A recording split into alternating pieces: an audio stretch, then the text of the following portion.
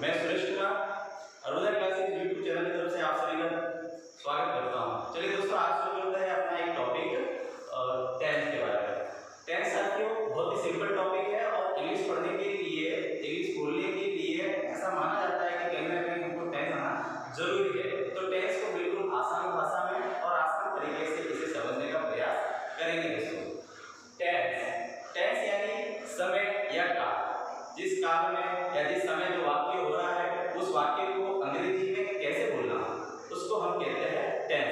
Tense को समझने से पहले हम वाक्य को समझेंगे कि वाक्य होता क्या है और अंग्रेजी के टेंस में, अंग्रेजी का जो सेंटेंस है उसमें कौन सा शब्द पहले आता है और कौन सा शब्द बाद में आता है। एक सामान्य अफर्मेटिव का हम जैसे सेंटेंस देखते हैं तो उसके लिए हम देखेंगे कि सबसे पहले सब्जेक्ट आता है, उसके बाद वर्ब आती है और उसके बाद में ऑब्जेक्ट आता है। अब सब्जेक्ट क्या होता है? कर्ता होता है। सब्जेक्ट यानी जो काम कर रहा है, काम करने वाला कर्ता। उसके बाद वर्ब आती है। वर्ब यानी क्रिया, जो कार्य हो रहा है उसको हम कहते हैं क्रिया। और ऑब्जेक्ट जिस कार्य को किया जा रहा है उसको हम ऑब्जेक्ट कहते हैं। दोस्तों, हम टेंस शुरू करते हैं और टेंस को पढ़ने से पहले मैं आपको टेंस के बारे में एक छोटी सी जानकारी दे देता हूँ कि ये जो हमारा जो टेंस है, ये टेंस पर्टिकुलर अगर नॉर्मली बेसिक देखा जाता है तो इसके there are 3 parts of tense. जैसे हम देखते हैं प्रेजेंट है, पास्ट है और फ्यूचर है। तो प्रेजेंट है, पास्ट है, फ्यूचर है। प्रेजेंट यानी हमारा वर्तमान काल,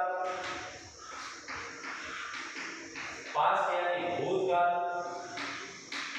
और फ्यूचर यानी हमारा भविष्य काल। तो इस प्रकार प्रेजेंट, पास्ट और फ्यूचर इसको समझेंगे।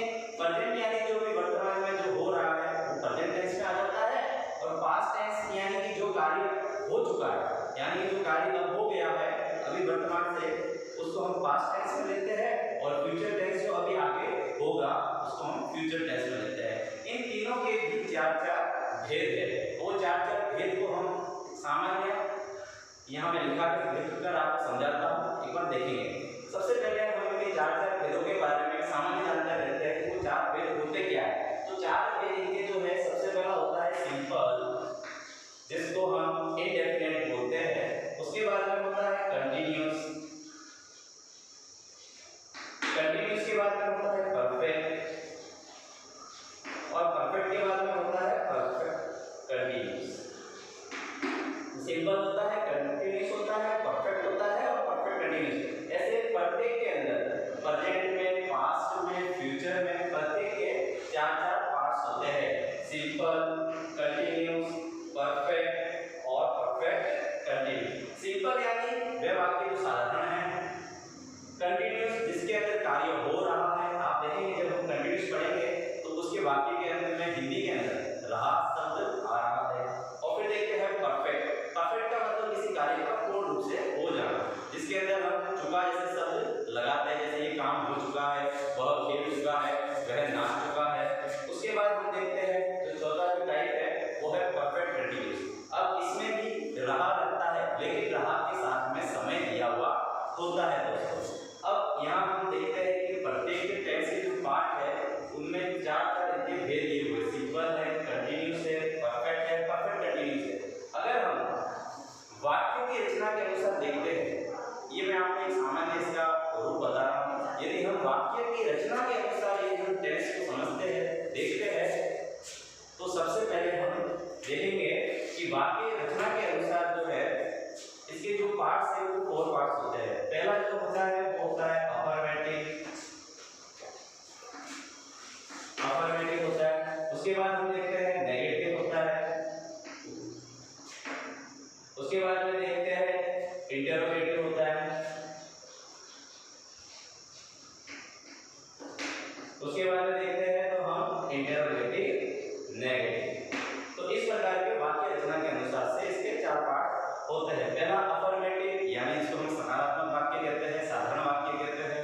दूसरा है नेगेटिव, जिसको हम नकारात्मक वाक्य कहते हैं, नेगेटिव। उसके बाद हम देखते हैं इंटरोगेटिव। आपने इंटरोगेटिव रूम के बारे में सुना होगा, पुलिस वालों के पास में इंटरोगेटिव रूम होता है जिसके अंदर वो जो मुजरिम होता है उसको मारते हैं और उससे पूछते हैं कि बता बात क्या है, क्या हुआ, कैसे मर्डर हुआ वगैरह ऐसा। उसको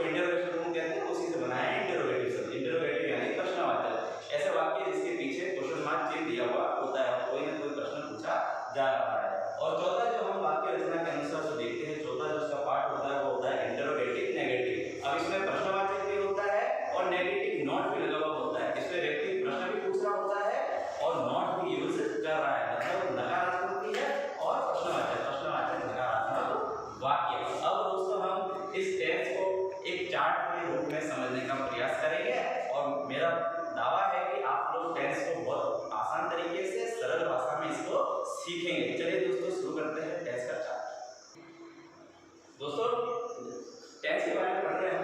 टेंस के बारे में छोटा सा मैं चार्ट बनाऊंगा यहाँ आपके सामने, जिसमें सबसे पहले मैंने आपको बताया था कि सभी टेंस के प्रत्येक के 4 पार्ट है। उसमें सिंपल इंडेफिनिट है, उसके बाद कंटिन्यूस है, परफेक्ट है और परफेक्ट कंटिन्यूस है। तो चलिए दोस्तों अब पहले शुरू करते हैं एक पार्ट को, सिंपल को करते हैं, उसके बाद कंटिन्यूस, परफेक्ट और परफेक्ट कंटिन्यूस करेंगे। सबसे पहले सिंपल। सिंपल हम तीनों के बारे में समझेंगे, प्रेजेंट के बारे में भी समझेंगे, पास्ट के बारे में भी समझेंगे और फ्यूचर के बारे में भी समझेंगे। प्रेजेंट टेंस हिंदी के वह वाक्य जिन वाक्य के पीछे ता है, ती है या ते है ऐसे वाक्य आते हैं। जैसे यहाँ मैंने लिखा है ता, ती, ते, इस प्रकार के वाक्य के पीछे शब्द आते हैं तो वह वाक्य जो है अंग्रेजी का प्रेजेंट सिंपल का वाक्य होता है। और ऐसे वाक्य को जैसे एक मैं उदाहरण लिखता हूँ, जैसे कि वह खेलता है, वह खेलता है। अब वह खेलता है तो वाक्य के पीछे क्या आ रहा है, कौन सा शब्द आ रहा है, ता है। क्या आ रहा है साथियों, ता है। अब ता है मतलब कौन सा वाक्य हो गया, किस टेंस का वाक्य हो गया, प्रेजेंट सिंपल का हो गया। अब प्रेजेंट सिंपल का हो गया, अब इसको इंग्लिश में हम ट्रांसलेट करेंगे तो सबसे पहले हम क्या यूज करेंगे, तो सबसे पहले हम सब्जेक्ट यूज करेंगे। तो इसमें सब्जेक्ट क्या है, वह, और वह को हम क्या कहते हैं, ही। वेरी गुड, यहाँ लिख दिया हमने ही। और उसके बाद हमको वर्ब यूज कर दिए। अब वह क्या करता है, खेलता है, तो यहाँ आ जाएगा खेलने को क्या कहेंगे, वर्ब क्या आ जाएगी, प्ले। और वर्ब की कौन सी फॉर्म यूज कर दी है, फर्स्ट फॉर्म यूज कर दी है, वर्ब की फर्स्ट फॉर्म यूज कर दी है, तो वर्ब की फर्स्ट फॉर्म हो जाएगी प्ले। अब हमको ध्यान में रखना है इस टेंस के अंदर कि यदि सिंगुलर सब्जेक्ट है, एक बार मैं फिर से कहूंगा, अगर यदि सिंगुलर सब्जेक्ट है, सिंगुलर सब्जेक्ट कौन कौन से, देखिए मैं यहाँ लिखा हूं ही, सी, इट और किसी का नाम। तो इनके पीछे जो है हमको एस और ईएस लगाना है। इनकी जो वर्ब आएगी, अगर सब्जेक्ट अगर ही, सी, इट और किसी का नाम हुआ तो हमको वर्ब में पीछे एस और ईएस लगाना है। और यदि प्लूरल सब्जेक्ट जैसे आई, वी, यू और दे, इस प्रकार के प्लूरल सब्जेक्ट होते हैं तो उनके पीछे वर्ब के पीछे हमको एस और ईएस नहीं लगाना। तो यहाँ पर देखिए ही सब्जेक्ट है और ही सिंगुलर है, जैसा कि जैसे बताया ही है तो वर्ब के पीछे हमको एस और ईएस लगानी है। तो हमने ही के साथ में हम प्ले में क्या लगाएंगे, एस लगाएंगे। अब हेयर यहाँ ईएस भी तो लगा सकते थे, एस क्यों लगाया, चलिए इसको भी समझते हैं। हमको ये देखना है यदि सब्जेक्ट सिंगुलर है और वर्ब जो है, वर्ब के पीछे का जो सबसे लास्ट जो लेटर है, अगर last letter S S, C H, C double H, O X, E S होता है तो हमको वाक्य वर्ब के पीछे ई एस लगाना है। और दूसरा यदि कोई लेटर होता है तो हमको कुछ भी कुछ अदर यदि लेटर होता है तो हमको एस लगाना है। Double S, C H, C double H, O X, E S, इस प्रकार अगर वर्ब के पीछे यदि लेटर रहते हैं तो हमको ई एस यूज करना है। और यदि कोई अन्य अगर लेटर है, अदर लेटर है, उसके साथ में हमको एस यूज करना है। जैसा कि यहाँ प्ले लिखा हुआ था तो प्ले में जो सबसे लास्ट लेटर है वो क्या है, वाई है। अब वाई लास्ट लेटर है तो यहाँ देखिए वाई नहीं है तो वाई नहीं है तो ई एस नहीं आएगा, तो फिर क्या बचा, एस बचा, इसलिए मैंने यहाँ पर एस लगाया। अब जैसे कि एक और वाक्य लिखता हूं मैं, जैसे कि मैं खाना खाता हूं।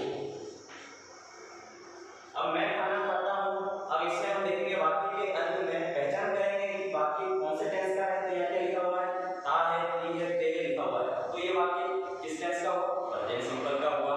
अब इसको हम सबसे पहले इंग्लिश में ट्रांसलेट करेंगे तो क्या लिखेंगे, सब्जेक्ट लिखेंगे। और सब्जेक्ट क्या है, मैं यानी आई, तो ये हो गया आई। उसके बाद में वर्ब की फर्स्ट फॉर्म क्या हो जाएगी, खाने को क्या कहेंगे, इट कहेंगे। Very good, it. अब मेरे को बताओ वर्ब आगे की, अब इसमें एस और ईएस लगेगा नहीं, तो इसमें एस और ईएस नहीं लगेगा। क्यों नहीं लगेगा, क्योंकि जो आई जो है वो कौन सब्जेक्ट है, प्लूरल सब्जेक्ट है। और यदि सिंगुलर सब्जेक्ट होता तो हम एस और ईएस लगाते। तो आई इट, अब खाने को क्या कहते हैं, फूड कहते हैं, तो आई इट फूड। तो साथियों आपको समझ में आ गया प्रेजेंट सिंपल का अफर्मेटिव वाक्य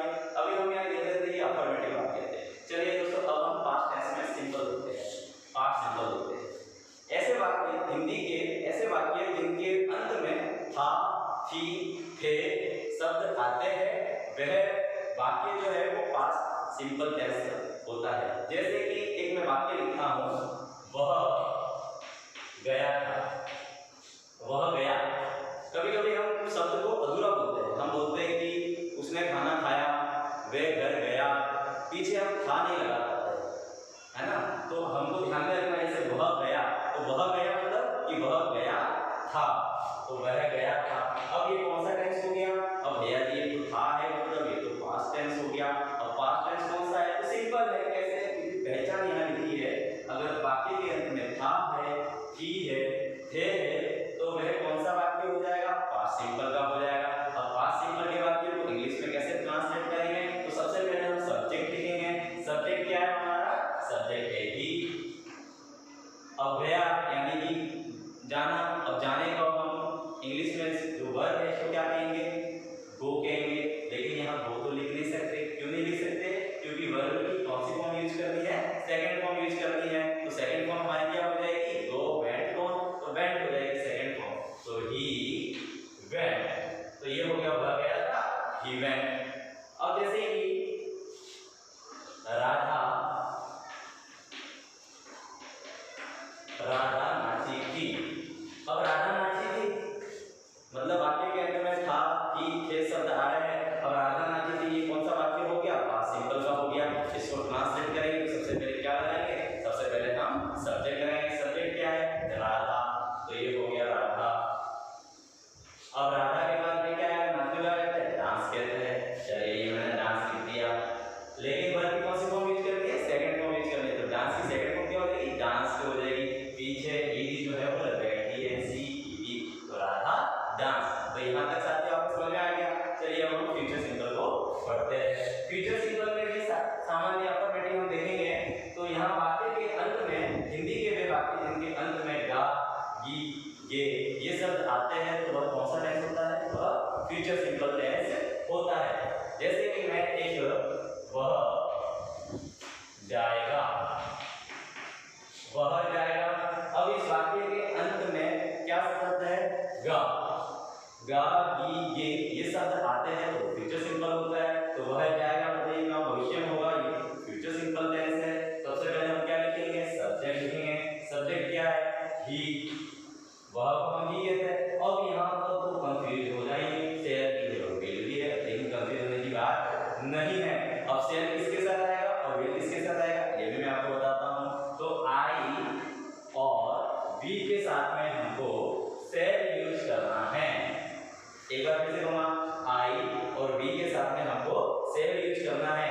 और अदर जो है you, they, he, she, it और किसी का नाम, तो उसके साथ में हमको विल यूज करना है। तो यहाँ पर लिखा हुआ है ही। अब ही के साथ में शेयर आएगा कि विल आएगा? वेरी गुड, विल आएगा। तो ये हो गया ही विल। अब वह जाएगा, जाने को क्या कहते हैं? गो। और वर्ब की कौन सी फॉर्म यूज करनी है? फर्स्ट फॉर्म यूज करनी है। तो ही विल गो। तो ये अपना वाक्य बन गया। जैसे कि दूसरा वाक्य बनाता हूँ। जैसे दूसरा वाक्य हो जाएगा कि हम जाएंगे, हम जाएंगे, हम जाएंगे। इसमें हम देखते हैं कि वाक्य के अंत में गा, गी, गे लगा है, मतलब फ्यूचर सिंपल है। इसको हम जब सॉल्व करेंगे, इंग्लिश में ट्रांसलेट करेंगे, तो सबसे पहले हम क्या लगाएंगे? सब्जेक्ट लगाएंगे। सब्जेक्ट क्या है हमारा? हम, इंग्लिश में हो गया वी। अब वी के साथ में हमको शेयर लगाना है कि विल लगाना है? वी के साथ में हम विल यूज नहीं करेंगे, तो क्या यूज करेंगे? शेयर यूज करेंगे। क्यों? क्योंकि आई और वी के साथ में हमको कौन सी हेल्पिंग वर्ब यूज करनी है? शेयर यूज करनी है। तो वी के साथ में यूज हो गया शेयर, तो वी शेयर। जाने को क्या कहेंगे हम? गो कहेंगे। अभी हम देखते हैं, ये हमारा हो गया सिंपल। हम इसी के अंदर नीचे की तरफ हम नेगेटिव बना दें। अब हम नेगेटिव भी इसी के अंदर बनाएंगे। तो जैसे कि वह खेलता है, ये जो हमने यहाँ टेंस देखे, present simple, past simple, future simple, इनके भी हम नेगेटिव देखेंगे। तो नेगेटिव के अंदर हमको कुछ नहीं करना। इसका जो फॉर्मूला है, इसका फॉर्मूला केवल ये रहेगा, सब्जेक्ट, उसके बाद में जब यहाँ पर हेल्पिंग वर्ब रहेगी। अब प्रेजेंट सिंपल में भी हेल्पिंग वर्ब छुपी हुई रहती है, पास्ट सिंपल में भी हेल्पिंग वर्ब छुपी रहती है, और फ्यूचर सिंपल में जो है हेल्पिंग वर्ब दी हुई होती है। तो हम क्या करेंगे? Subject, helping verb plus not plus verb की फर्स्ट फॉर्म प्लस ऑब्जेक्ट। उसी प्रकार हम पास्ट में देखते हैं, तो सब्जेक्ट इसके बाद helping verb plus not plus verb की फर्स्ट फॉर्म प्लस ऑब्जेक्ट। अब इसमें देखते हैं हम, तो इसमें भी क्या हो जाएगा, subject helping verb plus not plus verb की फर्स्ट फॉर्म प्लस ऑब्जेक्ट। अब आप यहाँ देख सकते हैं मैंने फॉर्मूला लिख दिया। जैसे कि हम एक वाक्य मानते हैं कि वह खेलता है और वह नहीं खेलता है। अब जैसे यहाँ वाक्य लिखा है वह नहीं खेलता है, अब इसको हमको चेंज करना है, तो चेंज करने के लिए भैया जी ने फॉर्मूला लिख दिया है। अब चेंज कैसे करेंगे, वह नहीं खेलता है, तो सबसे पहले क्या आ जाएगा, सब्जेक्ट आ जाएगा। सब्जेक्ट क्या है हमारा, ही, तो ये हो गया ही। अब यहाँ पर हेल्पिंग वर्ब यूज करनी है और यहाँ पर तो हेल्पिंग वर्ब दी हुई नहीं है, तो हेल्पिंग वर्ब कौन कौन सी होगी यहाँ पर, तो यहाँ पर हेल्पिंग वर्ब होगी डू और डज होगी। तो यहाँ मैं लिख देता हूँ डू और डज। अब हमने देखा कि प्लूरल जो सब्जेक्ट्स है, प्लूरल सब्जेक्ट यानी कौन कौन से हो गए, आई, वी, यू और दे। आई, वी, यू, दे, इसके साथ में डू आएगा और ही, सी, इट और किसी का नाम, उसके साथ में हम डज यूज करेंगे। तो यहाँ हम देख सकते हैं कि हेल्पिंग वर्ब डू और डज है, तो ही के साथ में हमारी हेल्पिंग वर्ब क्या आएगी, वेरी गुड, डज आएगी, तो ही डज। और तीसरे नंबर पे हमारा क्या आएगा, नॉट आएगा। हमको ध्यान में रखना है कि नॉट हमेशा कौन से नंबर पे आएगा, तीसरे नंबर पे आएगा, थर्ड नंबर पे आएगा। तो ही डज नॉट, अब खेलने को क्या कहते हैं, प्ले कहते हैं, वेरी गुड, वर्ब की फर्स्ट फॉर्म आ जाएगी प्ले, तो ही डज नॉट प्ले। अब हमको यहाँ वर्ब में एस और टीएस नहीं लगानी दोस्तों, तो ये हो गया ही डज नॉट प्ले। जैसे कि एक और वाक्य बनाते हैं, जैसे कि मैं नहीं जाता हूँ, मैं नहीं जाता हूँ, तो अब हम देखेंगे इसको चेंज करेंगे। सबसे पहले सब्जेक्ट आएगा, सब्जेक्ट क्या है हमारा, आई, आई के साथ में हेल्पिंग वर्ब कौन सी हो जाएगी, आई के साथ में डू आएगा, तो आई डू। अब नॉट तीसरे नंबर पे आ गया, आई डू नॉट, तो मैं नहीं जाता हूँ। अब ऐसा केस लगाने की जरूरत नहीं है, केवल वो प्रेजेंट सिंपल में यूज करना। वैसे ही हम यहाँ देखते हैं तो सब्जेक्ट है, हेल्पिंग वर्ब है, नॉट है, वर्ब की फर्स्ट फॉर्म है और ऑब्जेक्ट है, ये कहीं पास्ट का फॉर्मूला। अब देखते हैं इसमें हेल्पिंग वर्ब, दो चीजें हमको इसमें पूछने की होती है। पहला है हेल्पिंग वर्ब, तो क्या हेल्पिंग वर्ब क्या रहेगी, तो हेल्पिंग वर्ब जो हमारी रहेगी वो रहेगी डिड, और डिड जो है वो सभी के साथ में आएगी, चाहे वो I, we, you, they, he, she, it, कोई सा भी सब्जेक्ट हो उसके साथ में हमको डिड यूज करनी है। तो जैसे एक वाक्य बताता हूँ, जैसे कि वह नहीं गया था, वह नहीं गया था। अब वह नहीं गया था, इसको चेंज करेंगे इंग्लिश में, तो कैसे हो जाएगा, सबसे पहले सब्जेक्ट क्या है, ही। अब हेल्पिंग वर्ब क्या हो जाएगी, हेल्पिंग वर्ब तो एक ही है, इसे सोचने की जरूरत नहीं होगी, वो हेल्पिंग वर्ब हमको यहाँ लगानी है, ही डिड, और थर्ड नंबर पे क्या आ जाएगा, नॉट, तो ही डिड नॉट। अब जाने को क्या कहते हैं, गो कहते हैं, वेरी गुड, तो ये हो गया he did not go, he did not go. अब आप लोग सोच रहे होंगे कि यहाँ वर्ब की फर्स्ट फॉर्म, यहाँ पर वर्ब की सेकंड फॉर्म थी और यहाँ आपने भैया जी फर्स्ट फॉर्म लिखी है, तो हमको ध्यान में रखना है कि नेगेटिव, इंटरोगेटिव और इंटरोगेटिव में हमको वर्ब की फर्स्ट फॉर्म ही यूज करनी है पास्ट सिंपल के अंदर। और यदि अफर्मेटिव का वाक्य है और अगर वहाँ हेल्पिंग वर्ब नहीं दी होती है तो हमको वर्ब की सेकंड फॉर्म यूज करनी है। और वैसे भी डिड जो है वो डू की सेकंड फॉर्म है, जब सेकंड फॉर्म आ गई तो हमको सेकंड फॉर्म लगाने की जरूरत नहीं, इसलिए हम वर्ब की फर्स्ट फॉर्म यूज करेंगे, तो ही डिड नॉट गो। अब चाहे सब्जेक्ट हो उसके साथ में डिड ही यूज करेंगे। चलिए हम फ्यूचर देखते हैं, तो यहाँ पर जैसे मैं एक वाक्य लिखता हूँ, वह नहीं जाएगा। अब वह नहीं जाएगा, वह नहीं जाएगा।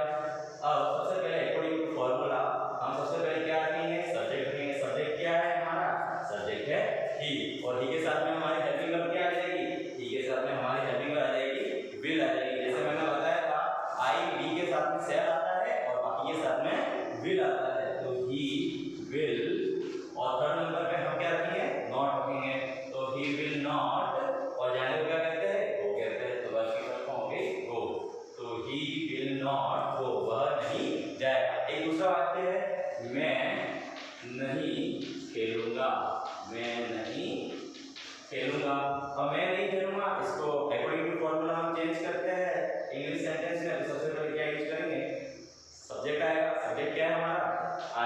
तो आई के साथ में हेल्पिंग वर्ब क्या हो जाती है, आई के साथ में सेल आती है। जैसा कि मैंने बताया था आई और बी के साथ में सेल यूज करना है, तो आई के साथ में आ गया सेल।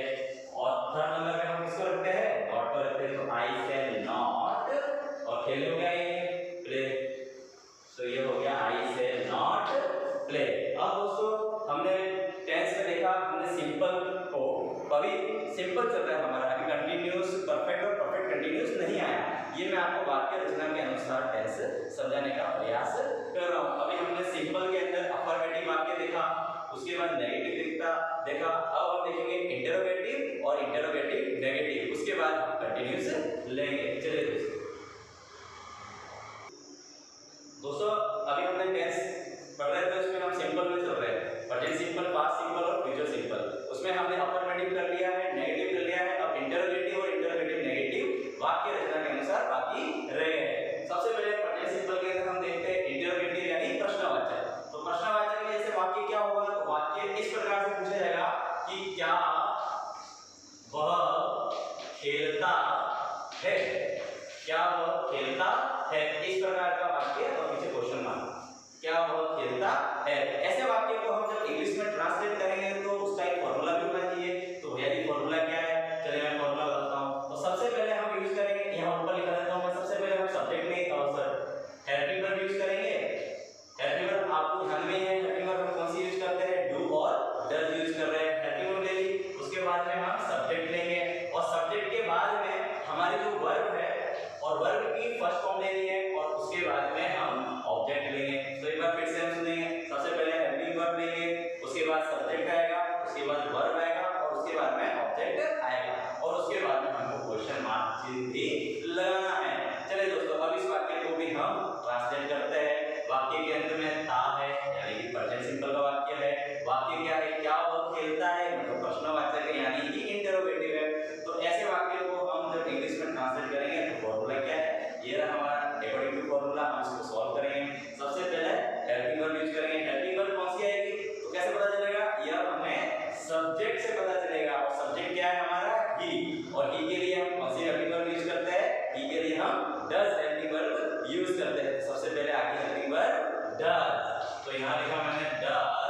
अब सब्जेक्ट क्या है हमारा, ही, और वर्ब की फर्स्ट फॉर्म यूज कर दी, वर्ब क्या है, प्ले, तो डज ही प्ले, और पीछे है ना क्वेश्चन मार्क, तो डज ही प्ले, ये वाक्य हो गया। एक और वाक्य बनाते हैं, जैसे कि क्या तुम नाचते हो। अब जैसे वाक्य में प्रश्न पूछा है, क्या तुम नाचते हो, पीछे ता है, पी है, आ है, मतलब प्रेजेंट सिंपल का इंटरोगेटिव वाक्य है, प्रश्न पूछा है। सबसे पहले हेल्पिंग वर्ब आएगी, तो हेल्पिंग वर्ब क्या आएगी, सब्जेक्ट के अकॉर्डिंग आएगी। सब्जेक्ट क्या है, यू, और यू के लिए हम क्या यूज करते हैं, हेल्पिंग वर्ब डू यूज करते हैं। तो यहाँ आ गया डू, और उसके बाद में सब्जेक्ट आ गया यू, और उसके बाद में नाचने को क्या कहते हैं, डांस, तो ये हो गया डू यू डांस, क्या तुम नाचते हो, डू यू डांस, क्या तुम नाचते हो। चलिए अब हम देखते हैं पास्ट सिंपल का इंटरोगेटिव। अब इसके अंदर हम देखेंगे तो इसको जब चेंज करेंगे तो हमारे पास में यहाँ पर भी फॉर्मूला होना चाहिए। तो यहाँ का फॉर्मूला में क्या होगा, सबसे पहले हेल्पिंग वर्ब होगी, उसके बाद सब्जेक्ट होगा, उसके बाद वर्ब की फर्स्ट फॉर्म होगी, और उसके बाद ऑब्जेक्ट होगा। वाक्य क्या है, जैसे कि वाक्य ऐसा कैसा एक वाक्य लिखते हैं, क्या वह खेला था, क्या वह खेला था। अब वाक्य के पीछे था है, था की होते तो वो पास्ट सिंपल का वाक्य होता है, और अभी हम इंटरोगेटिव कर रहे हैं यानी कि प्रश्न पूछ रहा है, क्या वह खेला था। तो इसको चेंज करेंगे, सबसे पहले हम क्या यूज करेंगे, हेल्पिंग वर्ब यूज करेंगे, और हेल्पिंग वर्ब हमको ध्यान में है कि पास्ट सिंपल में एक ही हेल्पिंग वर्ब है, क्या नाम है इसका, डिड, और कौन सी हेल्पिंग वर्ब है, वो डिड है। अब जब डिड वो एक ही हेल्पिंग वर्ब है तो हमें सोचने की जरूरत नहीं है, सीधी हेल्पिंग वर्ब लिखनी है हमको। तो ये हो गया डिड, और सब्जेक्ट हो गया ही। अब हम डिड ही, अब खेलने को क्या कहते हैं, प्ले कहते हैं, वर्ब की खत्म हो गई प्ले, और फिर हमारा क्वेश्चन मार्क आ जाएगा, तो डिड ही प्ले। अब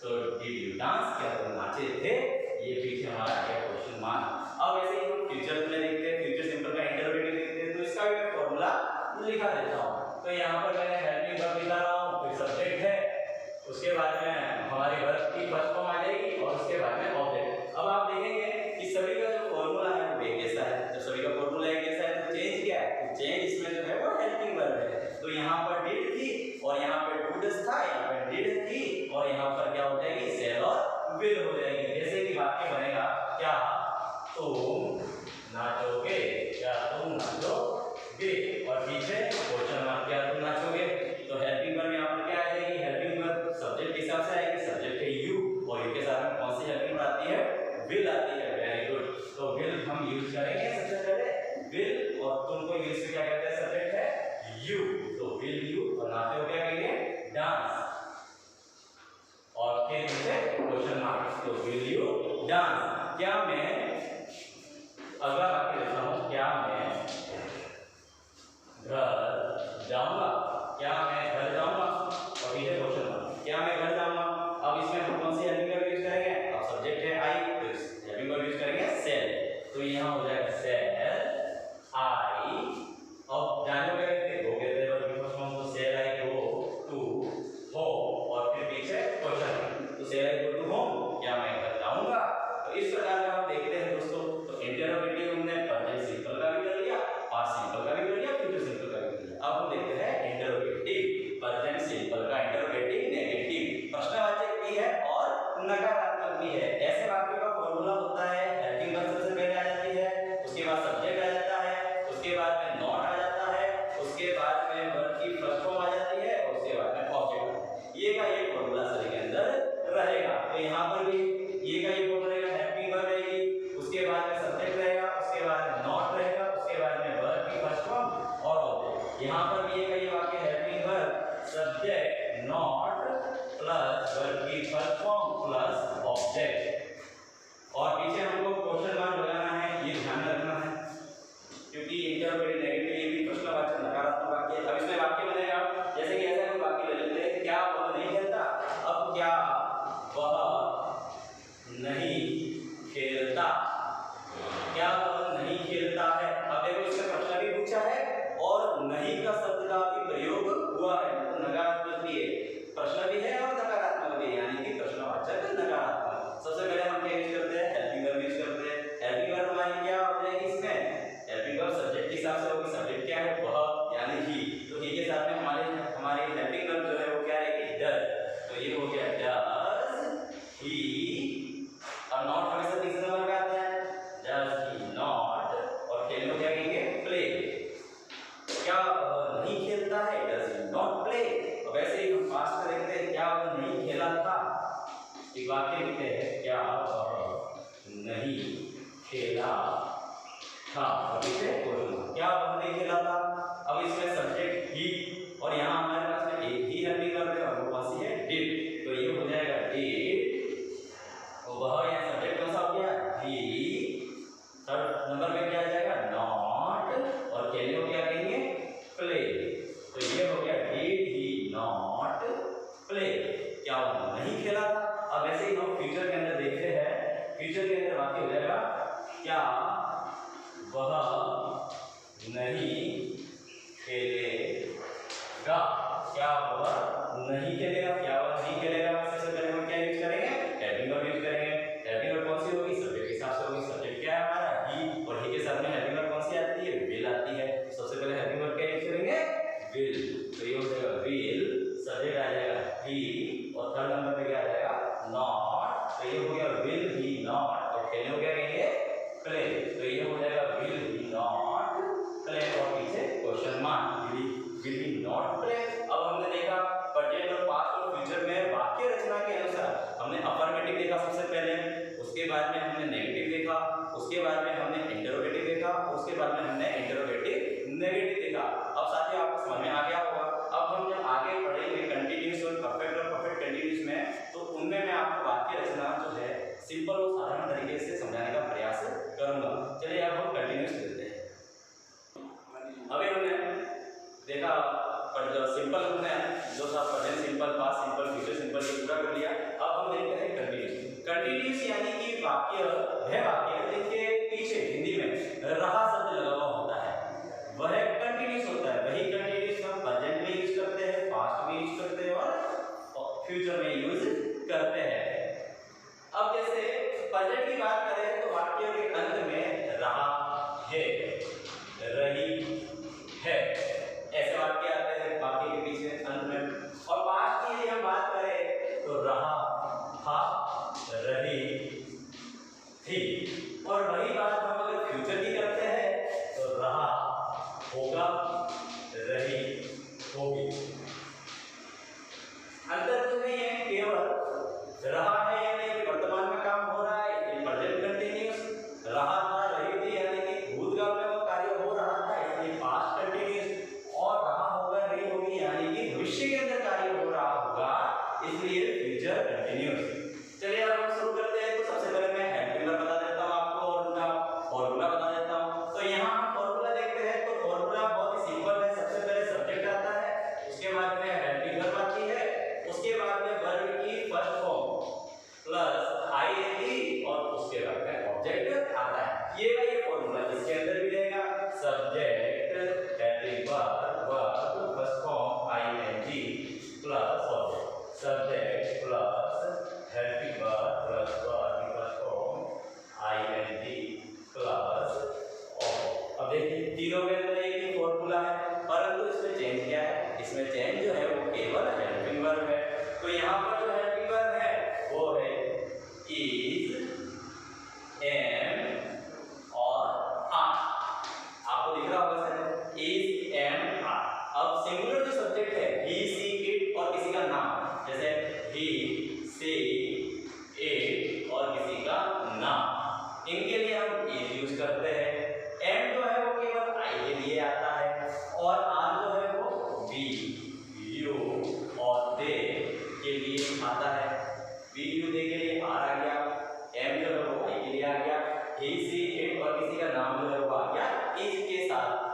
अब हम इसमें भी देखते हैं, इसमें पास्ट कंटीन्यूअस में हेल्पिंग वर्ब क्या रहती है? तो हेल्पिंग वर्ब जो इसमें रहती है वो रहती है वाज और वर। और वाज और वर जो है, वाज जो है वो ही, सी, इट और किसी का नाम और आई, इनके साथ हम वाज यूज करते हैं। यू, वो, यू, दे और वी, इनके साथ हम वर यूज करते हैं। ही, सी, इट और नाम और आई के साथ में हम वाज यूज करते हैं, यू, दे और वी के साथ में हम वर यूज करते हैं। वैसे ही फ्यूचर कंटीन्यूअस में हम देखते हैं तो यहाँ पर शैल भी और विल भी होता है।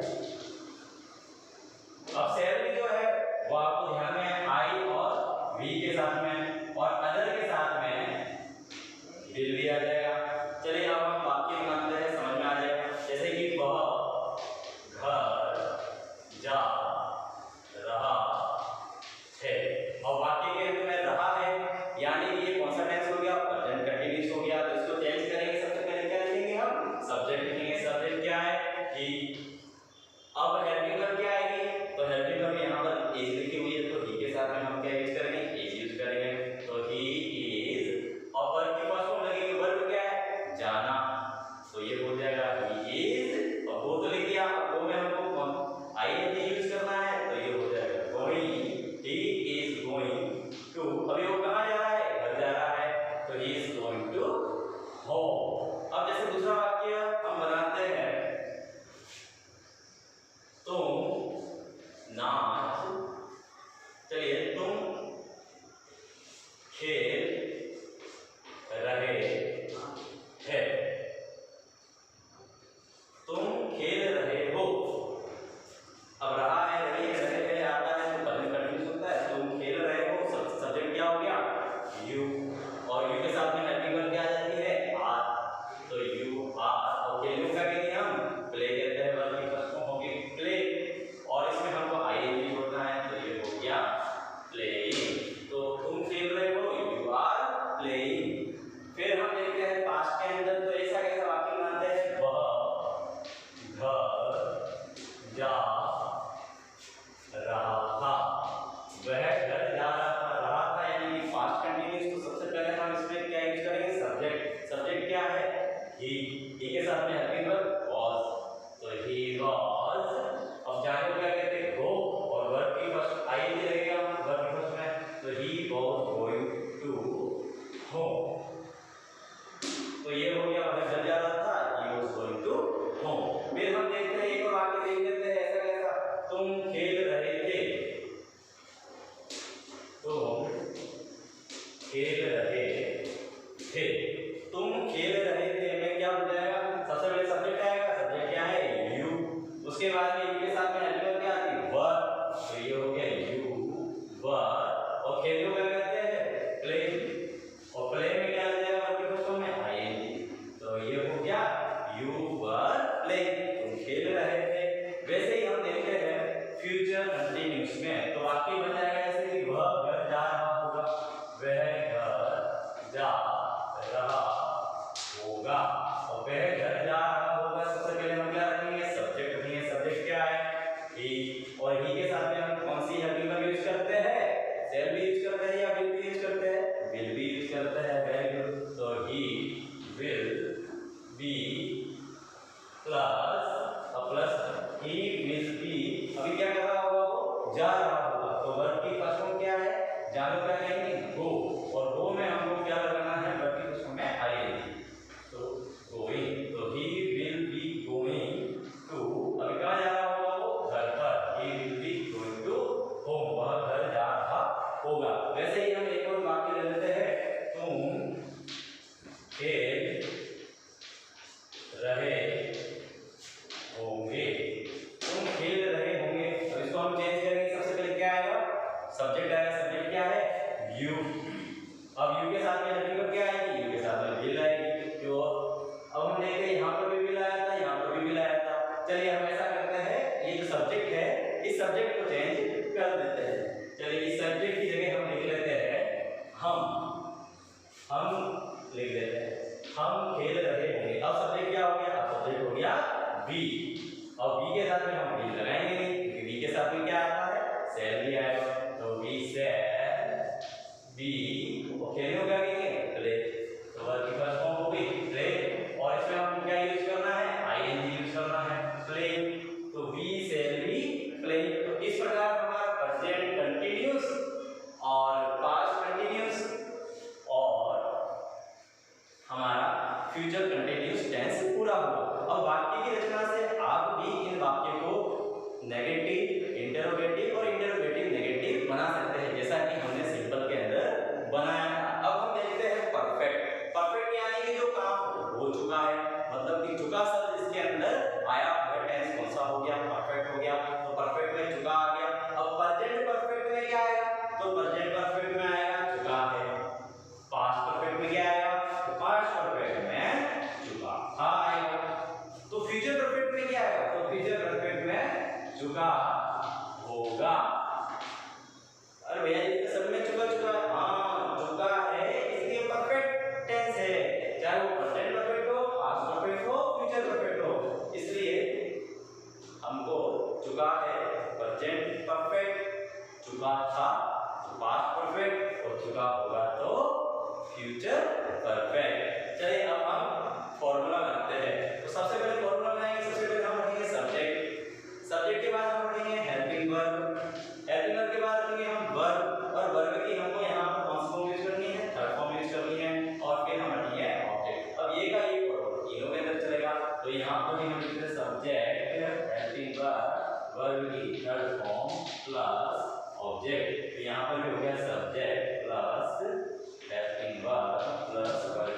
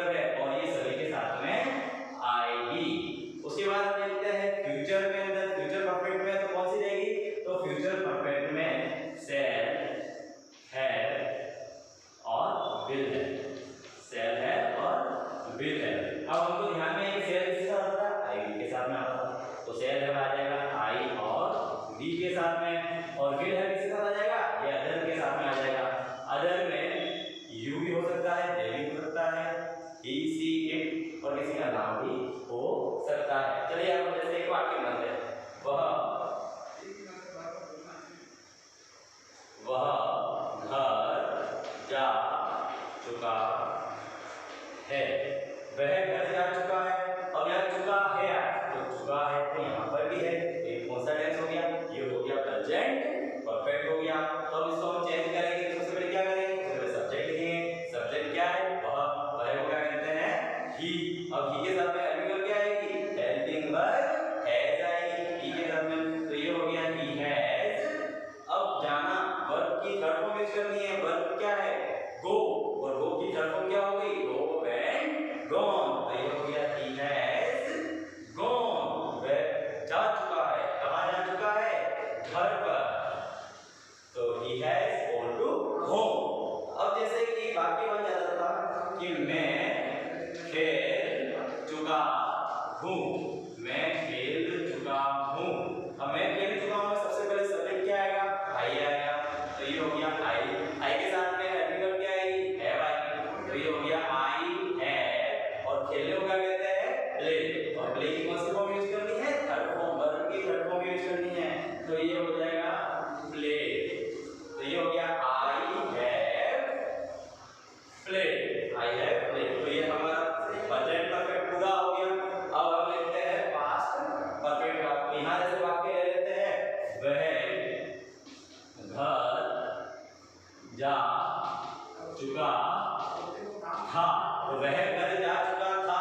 अब वह घर जा चुका था, इसमें हम देखते हैं चुका था लिखा हो, चुका था यहाँ पर भी है, तो ये कौन सा टेंस है, ये पास्ट परफेक्ट टेंस है। इसको चेंज करेंगे, सबसे पहले क्या लिखेंगे हम, सब्जेक्ट लिखेंगे। सब्जेक्ट क्या है हमारा, सब्जेक्ट है ही, सब्जेक्ट क्या हो गया हमारा, ही हो गया, तो यहाँ लिखा हमने ही। अब ही के साथ में हेल्पिंग वर्ब क्या आएगी, हेल्पिंग वर्ब तो एक ही हेल्पिंग वर्ब है, और वो कौन सी है, हैड, तो ये सभी के साथ में आएगी, तो यहाँ पर हम यूज कर लेते हैं ही हैड। अब जाने को क्या कहते हैं, हम गो कहते हैं, और वर्ब की कौन सी फॉर्म यूज करते हैं, थर्ड फॉर्म यूज करते हैं, तो ही हैड गॉन। अब कहाँ जा चुका है, घर जा चुका था, तो he had gone to home, वह घर जा चुका था। अब जैसे एक और वाक्य बनाते हैं, मैं खेल चुका था, मैं खेल चुका था। अब मैं खेल चुका था, सबसे पहले सब्जेक्ट क्या आएगा, आई आएगा, आई के साथ में हेल्पिंग वर्ब हैड, सभी के साथ में हैड लगानी है इसको यहाँ पर, तो आई हैड, और खेलने को क्या कहेंगे, प्ले कहेंगे, और प्ले की कौन सी फॉर्म आएगी, थर्ड फॉर्म आएगी, तो ये हो जाएगा I had played, I had played. चलिए दोस्तों, आज हमारा पास्ट परफेक्ट टेंस भी पूरा हुआ। अब हम देखते हैं future perfect tense. Future perfect tense में जैसे वाक्य ले लेते हैं, वह जा चुका होगा, वह जा चुका होगा, अब चुका होगा, चुका होगा, दोनों सेम है, मतलब कौन सा टेंस है, ये फ्यूचर परफेक्ट टेंस है। अब फ्यूचर परफेक्ट में हम देखते हैं, इसको चेंज करेंगे, सबसे पहले क्या लगाएंगे, सब्जेक्ट लगाएंगे। सब्जेक्ट क्या है हमारा, वह, और वह यानी ही, और ही के साथ में हम कौन सी हेल्पिंग वर्ब यूज करेंगे, विल हैव यूज करेंगे, तो ही विल हैव। अब जा चुका होगा, जाने क्या कहते हैं, गो, और गो की कौन सी फॉर्म यूज करनी है, थर्ड फॉर्म यूज करनी है, तो ये हो जाएगा गो एंड गॉन, तो ये हो गया he will have gone to home. अब ऐसे ही आप सेल हैव का भी वाक्य बना सकते हैं, विल हैव का भी वाक्य बना सकते हैं। अभी हम देखते हैं कि प्रेजेंट कंटिन्यूअस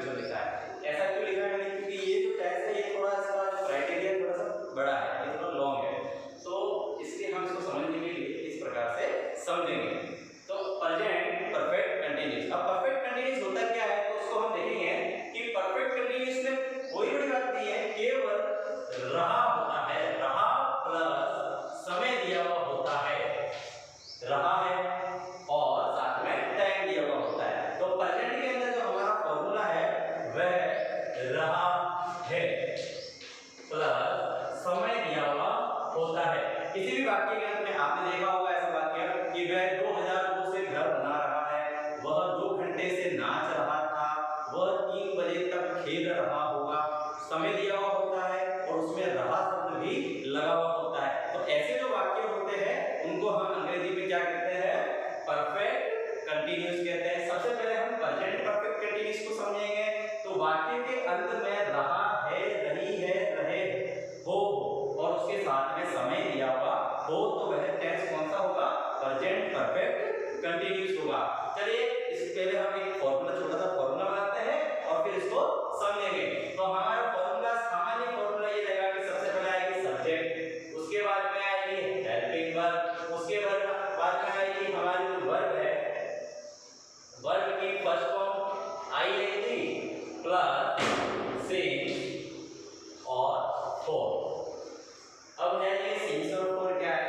तो सिंस और फॉर मैं आपको समझा देता हूं कि सिंस जो है ऐसे समय के लिए आता है जो निश्चित होता है। निश्चित बोले तो, निश्चित कहे तो कौन सा समय होता है? जैसे कि मैं यहाँ दिखाता हूं, जैसे कि 2 o'clock,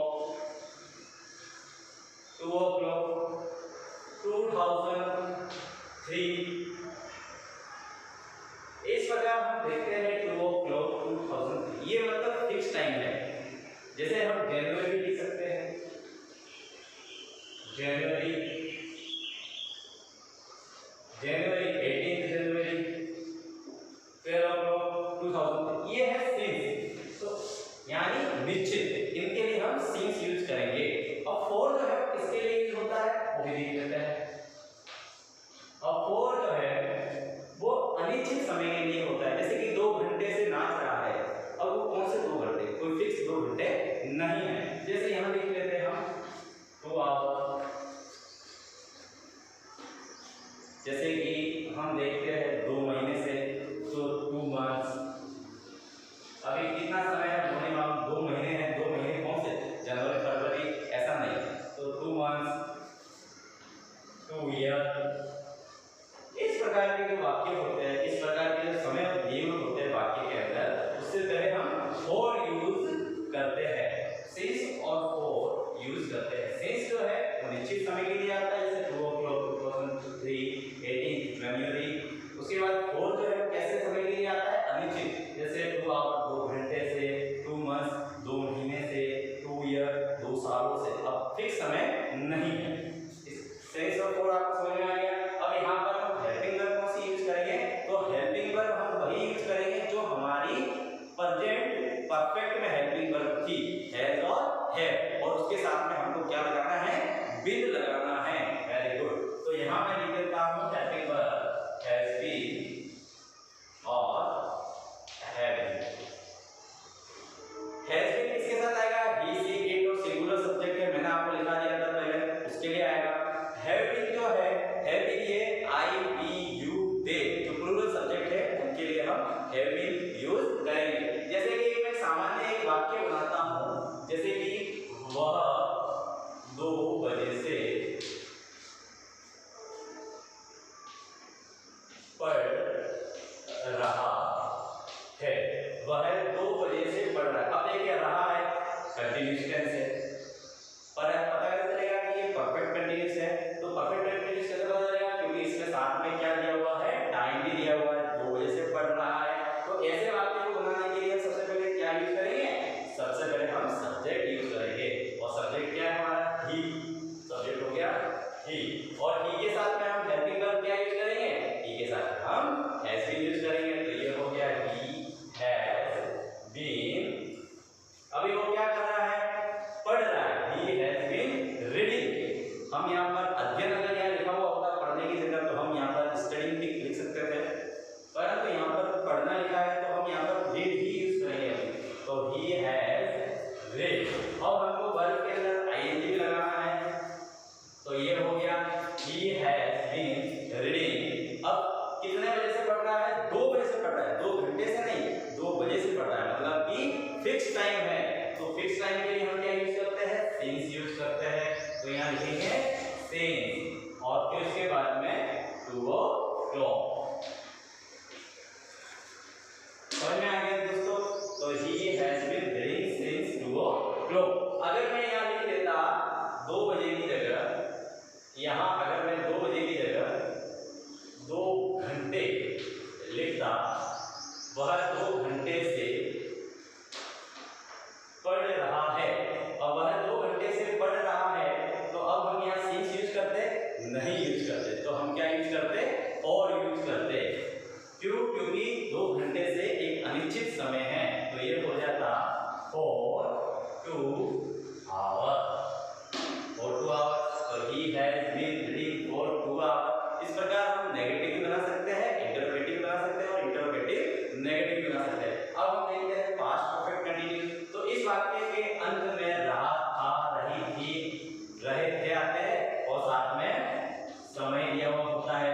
इस प्रकार के वाक्य को प्रेजेंट और पास्ट परफेक्ट कंटिन्यूअस कहते हैं। तो इसमें भी हमारे पास में जो फॉर्मूला है वो फॉर्मूला ये का ही रहेगा, ये का ही फॉर्मूला रहेगा। जैसे यहाँ लिखवा देता हूँ मैं, subject plus helping verb plus verb first form ING plus object. Object since और फॉर से पहले ही बाद में यूज कर सकते हैं, पहले भी यूज कर सकते हैं। यहाँ लिख देता हूँ मैं सिंस और फॉर, उसके बाद में जो टाइम है वो लिख सकते हैं हम, सब्जेक्ट हेल्पिंग वर्ब वर्ब की फर्स्ट फॉर्म आईएनजी सिंस और फॉर। अब इसमें हेल्पिंग वर्ब क्या रहेगी? तो पास्ट परफेक्ट में जो हमारी हेल्पिंग वर्ब थी हेल्प, उसी को हम यहाँ पर यूज करेंगे। तो ये हो जाएगा हैड बीन, ये हो गया हैड बीन और वर्ब की फर्स्ट फॉर्म आईएनजी आ जाएगा। चलिए वाक्य हम बनाते हैं, जैसे कि वह 3 बजे से पढ़ रहा था। वह 3 बजे से पढ़ रहा था, और वह 3 बजे से पढ़ रहा था, तो रहा था लिखा हुआ है, मतलब कि ये कौन सा टेंस है? पास्ट टेंस का परफेक्ट कंटिन्यूअस है। चलिए इसको चेंज कर देते। सबसे पहले हम क्या लिखेंगे? सब्जेक्ट लिखेंगे। सब्जेक्ट क्या है? ही, यानी वह, तो ये हो गया ही। अब ही के साथ में हैव वर्ब का यूज करेंगे, हैड बीन, तो ये हो गया ही हैड बीन। अब क्या कर रहा है? पढ़ रहा है, तो ही हैड बीन रीडिंग। अब कितने बजे से पढ़ रहा है? 2 बजे से पढ़ रहा है, मतलब 2 बजे फिक्स समय है, तो ये हो गया 3 o'clock। तो ये हो गया he had been reading since, sorry यहाँ सिंस लिखना रह गया था, since 3 o'clock। अब आप देख सकते हैं he had been reading since 3 o'clock, वो 3 बजे से पढ़ रहा था। इस प्रकार हम सिंस और फॉर के वाक्य बना सकते हैं। इसका नेगेटिव भी बना सकते हैं, इंटरोगेटिव बना सकते हैं और इंटरोगेटिव नेगेटिव बना सकते हैं। अब हम पढ़ते हैं फ्यूचर परफेक्ट कंटिन्यूअस के बारे में। तो यहाँ पर भी हमको ध्यान में रखना है कि यहाँ रहा होगा, रही होगी, रहे होंगे, प्लस साथ में क्या दिया हुआ होगा? समय दिया हुआ होगा, और ये का ये फॉर्मूला रहेगा सभी के अंदर, सब्जेक्ट हेल्पिंग वर्ब वर्ब में आईएनजी और सिंस और फॉर। तो यहाँ पर हेल्पिंग वर्ब क्या रहेगी? तो यहाँ पर जो हमारी फ्यूचर परफेक्ट में जो हेल्पिंग वर्ब थी वही की वही हेल्पिंग वर्ब यहाँ रहेगी, और केवल साथ में विल जुड़ जाएगा। तो जैसे shall, have, been, will, have been। shall have been किसके साथ आएगा? I और be के साथ में, और बाकी के साथ में will have been आएगा। चलिए वाक्य बनाते हैं। वह 4, चलिए मैं वाक्य लिख देता हूँ। वह 2021 में घर जा रहा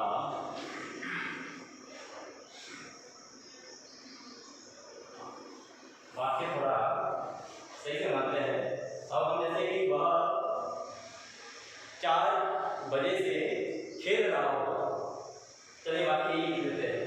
वह 4 बजे से